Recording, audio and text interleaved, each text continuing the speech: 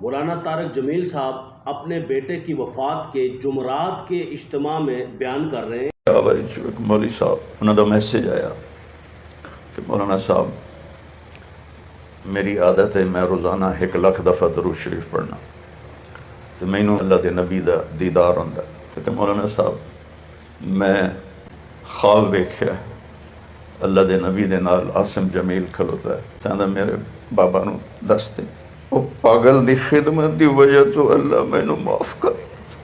دیکھیے میں نے قرآن سے بھی کوئی بات کرنی ہے، حدیث سے بھی بات کرنی ہے، اور پھر یہ طارق جمیل صاحب کی تبلیغی جماعت کے تبلیغی نصاب سے اور ان کے فضائل اعمال سے بھی بات کرنی ہے۔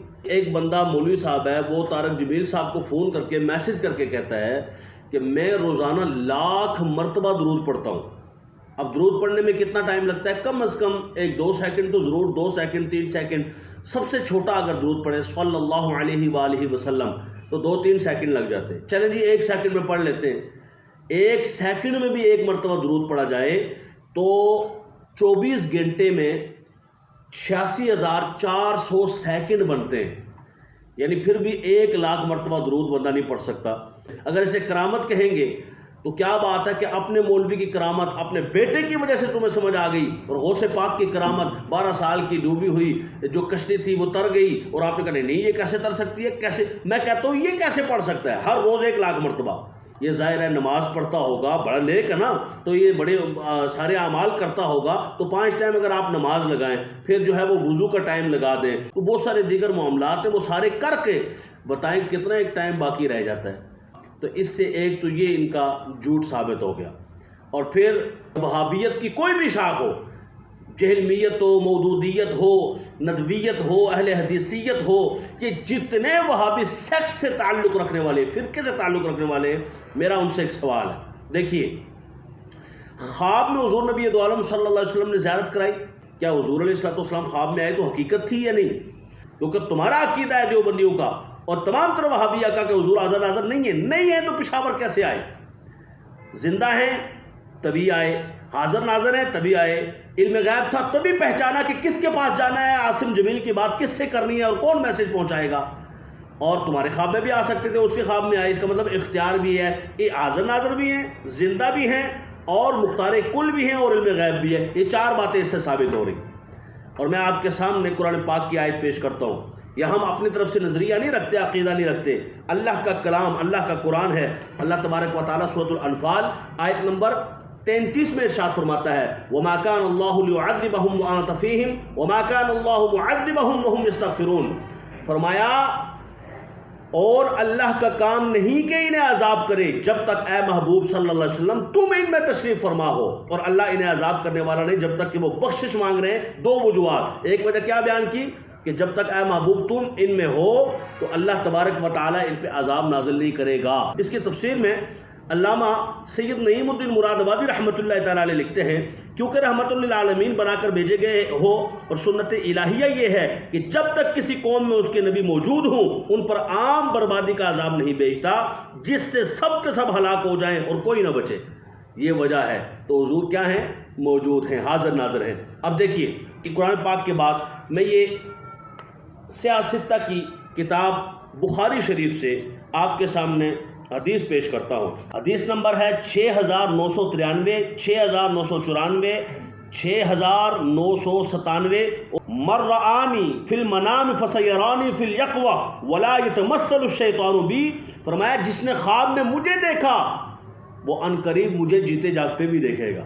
اللہ، یعنی صرف حضور خواب میں نہیں آتے، اوہ حضور تو جیتے جاگتے بھی آ جاتے ہیں، اور جو زندہ ہو وہی نظر آتا ہے، جو حقیقت میں موجود ہو وہی نظر آتا ہے۔ حضور علیہ السلام نے پردہ فرمایا، مطلب ظاہری وصال فرمایا، وہ 63 سال کی زندگی تھی، لیکن روحانی طور پر جو زندگی ہے وہ تو الحمدللہ آج بھی میرے اور آپ کے رسول اللہ تعالیٰ کے حبیب محمد مصطفیٰ ہی ہیں، اور صبح قیامت تک ساری مخلوق کے لیے حضور رحمت للعالمین ہیں اور رسول اور نبی ہیں، اور کسی صورت میں ان کو نبی ماننا، ان کو رحمت ماننا، ان کو رسول ماننا ضروری ہے۔ اور وہ صورت کون سی ہے؟ بشری صورت میں مدینہ پاک میں ہے، روحانی صورت میں کل کائنات میں ہے۔ دوسری حدیث، من رآنی فی المنام فقد رآنی، جس نے مجھے خواب میں دیکھا اس نے مجھے ہی دیکھا۔ فإن الشیطان لا یتمثل بی، کیونکہ میری شکل میں شیطان نہیں آ سکتا۔ اب مطلب خواب میرا اور آپ کا ہوتا ہے، حضور جو میرے اور آپ کے خواب میں آتے ہیں وہ خواب نہیں ہوتا، وہ حقیقت میں آتے ہیں۔ اور اس کی تفسیر میں یہ آپ دیکھ لیجئے، یہ تبلیغی نصاب میں اس طرح کے واقعات موجود ہیں۔ یہ تبلیغی نصاب ہے اور یہ فضائل اعمال، فضائل درود شریف نکال کے یہ کتاب لکھ کے جگہ جگہ بانٹی، جگہ جگہ اس کے درس دیے۔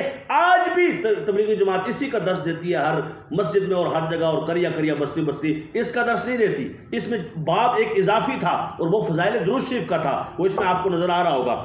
حکایات صحابہ، فضائل نماز، فضائل درود شریف، فضائل ذکر، فضائل قرآن مجید، فضائل تبلیغ، فضائل رمضان، فضائل درود شریف نکال دیا۔ باقی سارے فضائل کے جو باب تھے اور کتابیں تھیں وہ ساری اس میں رسالے جمع کر کے فضائل درود شریف کا باب نکال دیا۔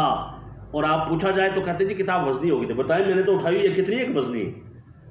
وزنی نہیں ہو گئی تھی، تمہارا ایمان نہ تھا، تم بے ادب تھے، بے ادبوں کو درود شریف سے لگتی ہی نہیں۔ انہیں پتہ ہے لکھ دو، صرف لکھنے کے لیے ٹھیک ہے، لوگ کہیں تو ہم کہیں لکھا ہے جی، لیکن بتانا نہیں، کسی کو درس نہیں دینا، ورنہ یہ تو سارے سنی بن جائیں گے، کیونکہ باتیں اس میں ایسی لکھی ہوئی ہیں۔ دیکھیے میں آپ کو سنا دیتا ہوں، یہاں پر یہ تبلیغی نصاب ہے اور اس کا صفحہ نمبر ہے 48۔ اس میں لکھتے ہیں کہ ابو الفضل کومانی کہتے ہیں کہ ایک شخص خراسان سے میرے پاس آیا اور اس نے یہ بیان کیا کہ میں مدینہ پاک میں تھا، میں نے حضور اکرم صلی اللہ علیہ وسلم کی خواب میں زیارت کی تو حضور علیہ السلام نے مجھ سے یہ ارشاد فرمایا کہ جب تو ہمدان جائے تو ابو الفضل بن زیرک کو میرا سلام، میری طرف سے سلام کہہ دینا۔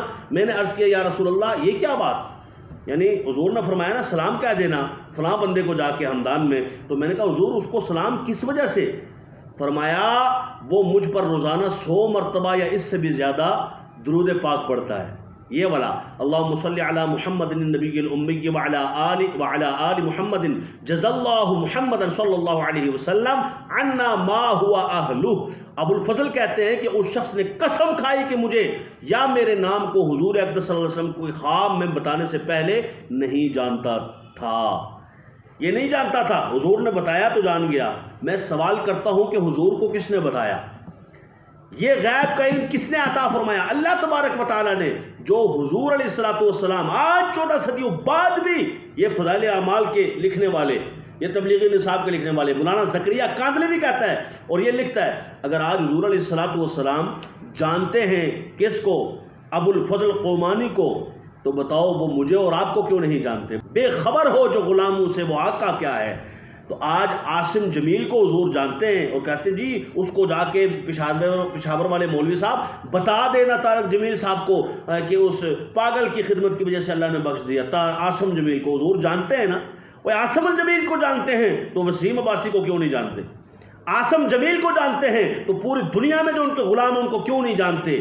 ماننا پڑے گا حضور جانتے ہیں الحمدللہ۔ اور ایک اور صفحہ ہے 119، اس میں کہتے ہیں ایک واقعہ بیان کرتے ہیں کہ ایک بندہ تھا تو وہ جو ہے جب چلا گیا دنیا سے تو بیٹے نے اس کا چہرہ دیکھا تو بگڑا ہوا تھا، تو آگے حضور علیہ السلام نے تشریف لائے اور فرمایا یہ تیرا باپ بڑا گناہ گار تھا لیکن مجھ پر کثرت سے درود بھیجتا تھا، جب اس پر یہ مصیبت نازل ہوئی کہ اس کا چہرہ بگڑ گیا، دیکھو آج بھی 14 صدیوں بعد بھی چہرہ بگڑ گیا تو اس پر یہ مصیبت نازل ہوئی، تو میں اس کے فریاد کو پہنچا، حضور علیہ السلام نے چہرے پہ ہاتھ پھیرا، اس کا چہرہ منور ہو گیا، اور میں ہر اس شخص کی فریاد کو پہنچتا ہوں جو مجھ پر کثرت سے درود بھیجتا ہے۔